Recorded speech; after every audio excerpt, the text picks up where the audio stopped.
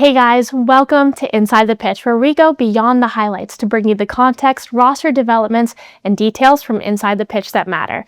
I'm Izzy Sullivan, and today we'll be breaking down where the Charleston Battery are coming from, what's changed in the offseason, and what that all means heading into the new season. Plus, head coach Ben Pirmann will join me a bit later to dive into more.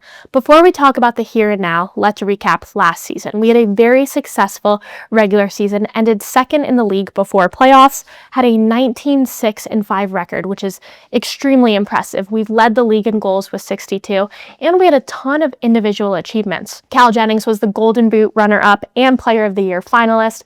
Him and Aaron Malloy and 𝙄𝙣𝙨𝙚𝙘𝙗 all were named to the All-League first team, and 𝙄𝙣 Myers to the All-League second team. With professional soccer, when a season ends, there's always a ton of roster movement. We had a few players depart the club to go around the world. 𝙄𝙣𝙨𝙚𝙗𝙗 is now on loan with a top club in Peru, Sport Boys Association. Cal Jennings is across the globe playing for the J3 League in Japan. I'm so jealous of him. I want to be in Japan and on the beach and eating sushi and skiing and looking at cherry blossoms. So hopefully he is going to have a great season over there. Vigo Ortiz, permanent transfer to Charlotte Independence, a USL League One side, and a few of our other former players are now scattered across the championship. So it'll be fun to hopefully see them again when we face them this season. Speaking of former players, two of our Charleston Battery alum are now back in the States playing for MLS. Former Battery player Dante Polvara is now with St. Louis City on a permanent deal from Aberdeen FC. He played a crucial role with Aberdeen FC in them winning the Scottish Cup last year. The one and only Nick Marcanic was loaned to Houston Dynamo, and he was quick to score a brace against New England Revolution and again against San Antonio FC, so he's already getting on the scoring charts for them in preseason. Elsewhere in the world, 2023 Eastern Conference champion Jesse Randall is reportedly nearing a move from the Australian A-League to Dundee United in the Scottish Premiership. As the saying goes, when one door closes, another one opens, and although a few of our very talented players departed, we have some amazing new players this season. Starting off with our attackers, Colton Swan, an 18-year-old from Michigan. He played 1 year at Indiana University before making his transition over to the professional side, and he has a really great resume with US Youth National Team caps, MLS Next caps. He's a 6'2 striker. He's going to be huge for us in the attack. Miguel Berry, and number 9 from LA Galaxy. He has a wealth of MLS experience, including Columbus Crew. He's a University of San Diego alum and was born in Barcelona. Alec Hughes, another striker, a recent signing. He graduated in 2024 from UMass Amherst with a record-setting 51 career goals and a ton of accolades, all-conference, all-region, all-American, the whole thing. So excited to have him on board. Out on the wing, Malik Foster, a Jamaican winger. He's so quick, scrappy. He hustles back on defense. 29 years old and wealth of experience. He's played in over 270 matches across the world, so he brings that experience up top. Moving into the midfield, Laurent Koscielny, he actually made his professional debut in 2017 with the Charleston Battery, so he's making his return to the Low Country.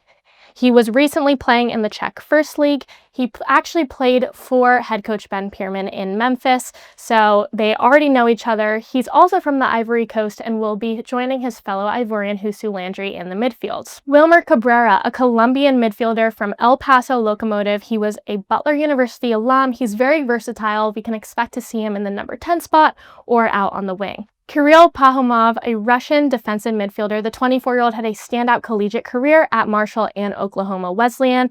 As coach said, he's physically imposing in the midfield with his strength and size. He finds the right spaces to make that final pass into the attack. He's going to be huge for us.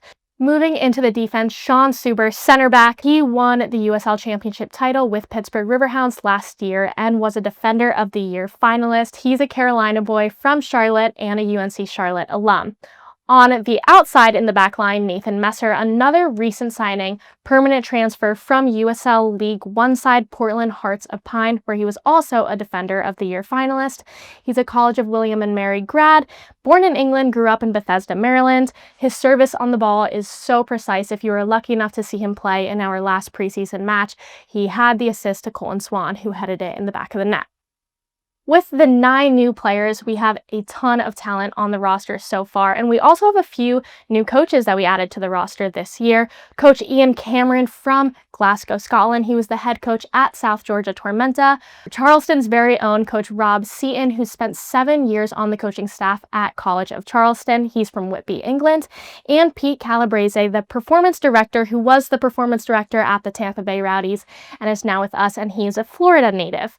And as most of you saw back in December, head coach Ben Pirmann signed a multi-year contract extension, so he will be staying us for a few more years. We're lucky enough to have him, and I'm actually going to bring him out on the show to chat with me right now. Coach Pirmann, thanks so much for joining me today. As I mentioned earlier, you guys had a very successful season last year, fantastic record, second in the table for a majority of the season, and a ton of individual achievements.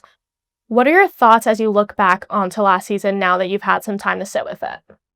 Yeah, I think it's a little bit of both. Obviously, we set a lot of records. We won the most games in a season for the club's history, all league players, and scored the most goals and did a lot of things. But if you don't win trophies or you don't win the last game of the season, you always feel like you come up short. So that's always the goal. That'll always be the goal at this club. This club has a lot of history, a lot of prowess to it.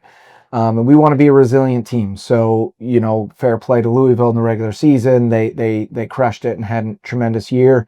We fell up short to there and in the cups, but we're focused. We know what it takes to win. We've been in 3 finals in the last 3 years, and we want to keep pushing and just get a little bit better and better. And hopefully those moments where big games and finals come back to us, and we can be the team that pushes the limit to try to go for it. Now that you've had some time to really reflect on last season, is there anything that you, I guess, would do differently going into the season? And if not, anything that you take from last season that you want to continue building on? Yeah, I mean, look, I think there's always, the ability to look back in kind of hindsight and say, oh, we should have done this or should have done that. It was a long season. We had a lot of success. Tremendous amounts of success. And I think when you have as talented of a roster as we had, making sure that players are constantly firing on all cylinders. But, we had staff members leave in the middle of the season. We had, player movements and all these potential things that could get in the way of us winning games. We just want to make our focuses on the things that we can influence, focus on the thing that we can control. Which is our attitude, our effort, how hard we work, how together we are, and how together we are in our actions.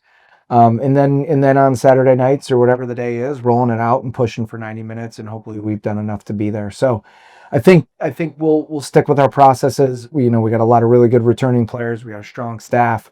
We've added some good players, and as we keep evaluating through this phase of preseason, we just want to keep getting a little bit better. Speaking of the new players, we have announced 9 new players. That's a good amount. What do you see from this group so far in preseason? Yeah, look, we obviously lost a lot. We lost all of our, 4 all-league players. We lost captains. We lost strong leaders. We lost personalities, players that have been around the club for a long time. So part of the replacement process was more figuring out who we wanted to be and finding the exact player in the profile, but also the person to fit a role. So, we've got some strong attackers that we've added, experienced players like Miguel Berry, strikers like Colton Swan and Alec Hughes, who are younger and hungry and ready to prove. Wilmer scored goals in this league. Malik's done a great job scoring goals and creating chances in this league. Laurent Cieto's a midfielder who can box to box, sideline to sideline, and create chances. So we've created some moments there with some attacking pieces that we want to keep ticking over. KP, our Russian fella that we signed out of college, is a young player, but physical and also understands some of the demands. I think he'll be ready to play this season. Nate Messer was a big addition for us as a natural ball playing, attacking fullback, which was a high need. So you can already see those connections starting to happen. Yeah. Sean Suber was one of the best, if not the best, defenders in the league last year, and he's got to learn the system and some pairings, but he's a great addition. And then obviously filling out some roster from there. But we're excited about the group. Some good young players that I think will come in and play, which we haven't had quite since 2023 with Fidel Baraja. So I'm hoping that if they can make anywhere near the impact he did, that's great. But also just continue to make this team better and better every day. Do you think it's more challenging this preseason compared to, let's say, last season with so many new players in the mix? Yeah, I mean, look, we definitely have a lot of our foundation to build, so we're we're covering a lot more. We have to implement a lot more. There's a lot more teaching and evaluation. But with that, we could mold the players as is. Maybe last year, a lot of things were already ticked over. The personality was set in. So it's a combination of both. There's a lot to cover, a lot to improve upon. I mean, a lot to get better on. But we also have a group that's very ready to improve. Their growth mindset's tremendous. And whatever the topic or the category is, they're ready to go. You talked a little bit about our new additions to the attack, Alec, Miguel, Colton. How do you think those three are going to work off of each other, and what do you think their kind of different strengths are in the attack? There's going to be a variety of things, whether it's two strikers, whether it's a striker and an attacking mid underneath, whether it's even pushing guys higher to push three across the high line. There's a lot of different things that we can do. I think this year with guys like Malik and his quickness, Alec Hughes is very, very fast. Colton's got a good combination of strength and speed and hold up play. Miguel's very, very clever in between the lines. Laurent's a playmaker. Jeremy's a playmaker. Wilmer is one of the best counterattack players in the league and can score from wide areas. So all of those options, I think I listed maybe 6, 7 guys for 4 or 5 spots. There's going to be a lot of minutes to be had, but all of those guys are going to play with high energy. They're going to be ready when their number's called. I think our fans will enjoy watching them play. You mentioned all that going on midfield attack. On the defensive side, there is some competition now with Nate Messer and obviously Sean. What kind of backline are you hoping to shape? What's the identity of the backline that you're looking for? Yeah, so right now we have 6 defenders for 4 spots. And we're open and candid about it. We have 6 starters for 4 spots. So gives us good cover. It gives us good competition. Again, our principles remain the same, whether we talked about those attacking players. We want to play high up the field. We want to play with energy. It's the same thing for our defensive group. Obviously they're not usually the ones finishing the attacks, but we use our fullbacks like crazy to create numbers in the final third, to counter press, to get forward in the attacking transition. And our center backs need to be able to build the game. So, if you look at Graham Smith, he was Defender of the Year 2 years ago. If you look at 𝙄𝙣𝙆, for me, he was the brightest spot in our last year. The biggest surprise, just stepped in when things were tough and the team got better, which is such a kudos to him. He's probably the best or one of the best in the entire league, advancing the ball, breaking lines, which is special, and he's good at that. And then Sean's obviously got a great balance in coming into the team. So when you look at those 3 guys, maybe sometimes we play one way, maybe there's a way to get them all out on the field together. There's a lot of games that happen and they just need to be ready. It's the same thing with our fullbacks. Douglas and Langston have returned. Both good athletes, both high character people, both understand the structure. They talk and communicate well. It's a solid group. It seems like a small squad right now, but we're actually in a really good spot with our roster. And now it's the time for the coaches, for us to make our money and coach them up and develop them and put them in the same page so they can go out, be brave and go out and win it on the weekend. With those coaches, a few different coaching changes. I know you and Coach Devin were really close, and he left kind of mid-season, Coach TD and Coach Eric.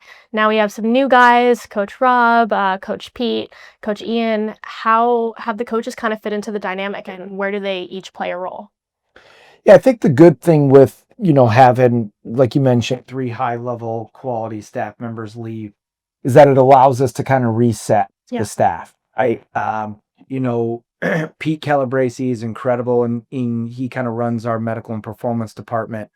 He's top with the physio, he's top with the therapy, he's top with coaching, performance and fitness. He's been in MLS, he's been with the national team, he's been in USL. So he's got a great affect with the guys, great demeanor. The boys respond to him. He's incredible with them in their daily operation. So that's been so positive for our club because he really does do 3 to 4 jobs every day.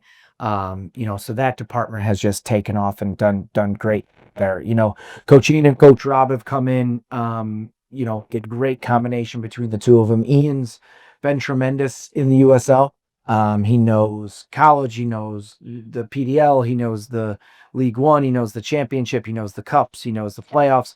He knows how to operate in the ecosystem of professional soccer in America. So having a strong leader like that who understands what it means to make tough decisions, but also knows the finite details of getting your hands dirty and doing whatever it takes to win.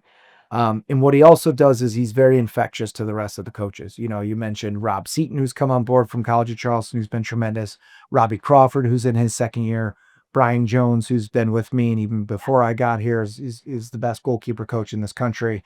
And we mentioned Pete and his department. So it's a really well-balanced staff. 𝙄𝙣𝙨𝙞𝙙𝙘's young and he's hungry and he's just eager to get better and better. And his impact has already been immediate. Our players are developing at a good rate. He was an attacking player, striker, so our attacking players will be able to help from his guidance and his teaching methodology. So, we try to keep certain things simple, but we also have resources at our disposal to really help push this group of players to be the best team that's humanly possible. Yeah, I don't know, but just from what I've seen coming out to practice, it seems like they've really transitioned really flawlessly, and everything's working the way that it should be. The roster has been continuously growing. Is there any last piece or pieces that you're kind of looking for going into the season? Look, I think, we want to make sure we have cover in certain positions. We've had a couple injuries.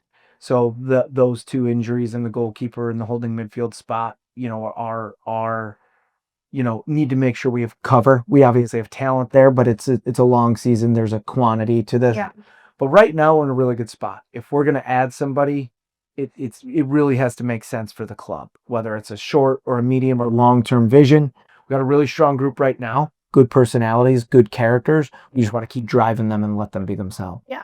Coach, anything else to add that you think the fans might want to know? No, I can't wait to get out from fans. Love the 𝙄𝙗𝙗, the regiment, our supporters. They're incredible. We love playing at Patriots Point. We can't wait to be back out there on March 7th. Hopefully we can sell that place out, but defending champions and give them something to cheer about. And if you want to hear more from Coach, come out to our Fan Fest on March 1st, 2 to 4 p.m. You'll get to hear from Coach, and it'll be your first chance to meet the new players, the team, free food, free drinks. So definitely come out to that. That's all for this episode of Inside the Pitch. I'm Izzy Sullivan. Thanks, Coach Pirmann, for coming on today, and we will see you next time.